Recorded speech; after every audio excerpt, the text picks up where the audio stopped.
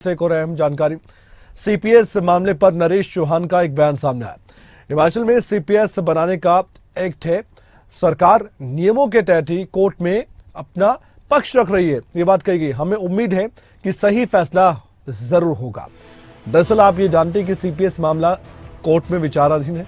इस मामले को लेकर लगातार सुनवाई हो रही है।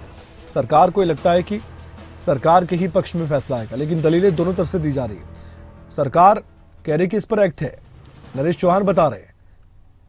अब ऐसे में ये तो वक्त बताएगा, ये कोर्ट का निर्णय बताएगा कि होता क्या है। नरेश चौहान को सुनिए फिलहाल। देखिए, जहां तक सीपीएस का सवाल है, जो सरकार में बनाए गए हैं वो हमारे एक्ट में प्रोविजन है राज्य के, उसके तहत वो बनाए हैं। और ये मामला माननीय हाई कोर्ट में सीपीएस का मामला चला हुआ है, तो हमें सबको इसका इंतज़ार करना है। लेकिन सरकार इसको कानून के तहत जो नियम्स हैं जो हमने बनाया उसके तहत इसको हम डिफेंड कर रहे हैं। लेकिन फिर भी और ऑप्शंस रहेगी, आगे भी लीगल ऑप्शंस है, सुप्रीम कोर्ट हैं, और हमें उम्मीद है कि अब इसमें कोई ऐसी बात नहीं होनी चाहिए। लेकिन जहाँ तक सवाल जयराम जी का है, वो बार बार इस बात का जिक्र कर रहे थे कि 4 तारीख को सरकार जो है प्रदेश में भी बदलेगी। ये उनका चुनाव के दौरान जो प्रचार था उसका थीम ये था, उन्होंने बनाया हुआ कि जहां लोकसभा में लोग मत डाल लें, लेकिन राज्य की सरकार भी इन 6 बाई इलेक्शन की वजह से गिर जाएगी। प्रदीप हमारे ब्यूरो हमारे साथ लगातार जुड़े हुए, उनसे बातचीत करते हैं, इस मसले को जानते हैं। प्रदीप, ये मामला विचाराधीन है कोर्ट में। हमने कई बार सुनवाई का नतीजा भी देखा है, कई बातें निकलकर सामने भी आई है, लेकिन सरकार अपना पक्ष रख रही है और याचिकाकर्ता भी अपना पक्ष रख रहे हैं। इस पूरे मामले को लेकर प्रदीप, मैं आपसे जानना चाहता हूं, जिस एक्ट की नरेश चौहान बात कर रहे हैं, ये एक्ट क्या है, क्या बताता है ये एक्ट?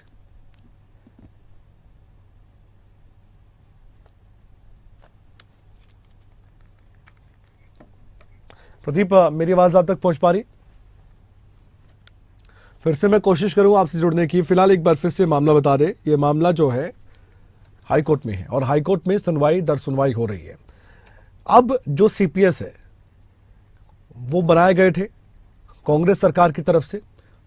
अब इसे लाभ का पद बताया जाता है जो इसके विरोध में है, और इस पर सवाल बीजेपी ने उठाए भी थे। नेता प्रतिपक्ष जयराम ठाकुर भी इस मामले को लेकर कई बार प्रतिक्रिया जाहिर कर चुके हैं।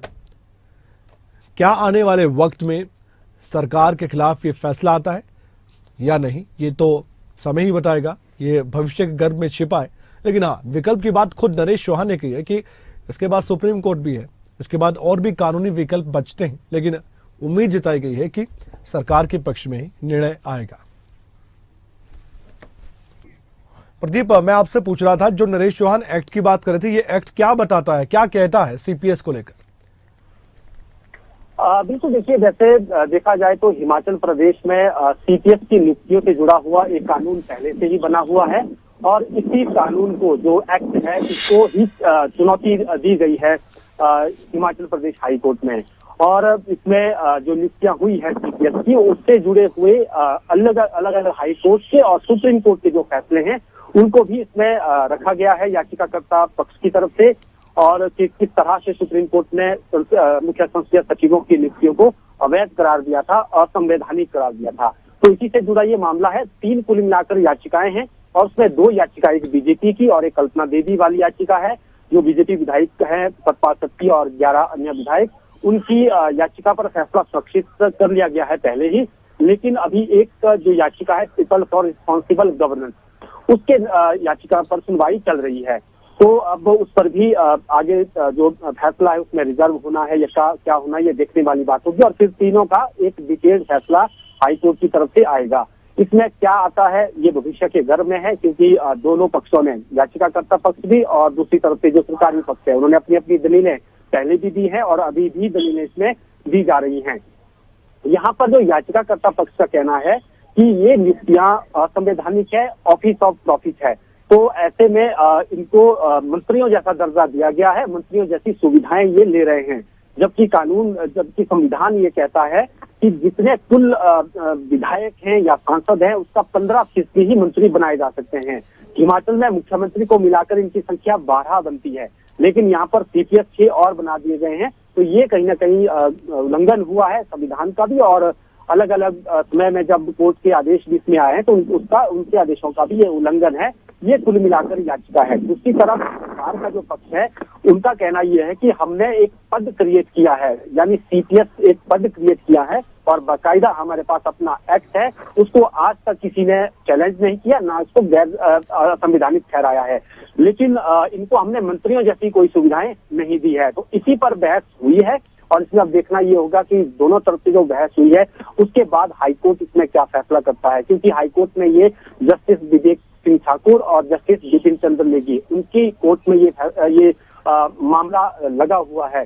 तो ऐसे में वहां ये तय होना है कि क्या ये नीतियां असंवैधानिक है।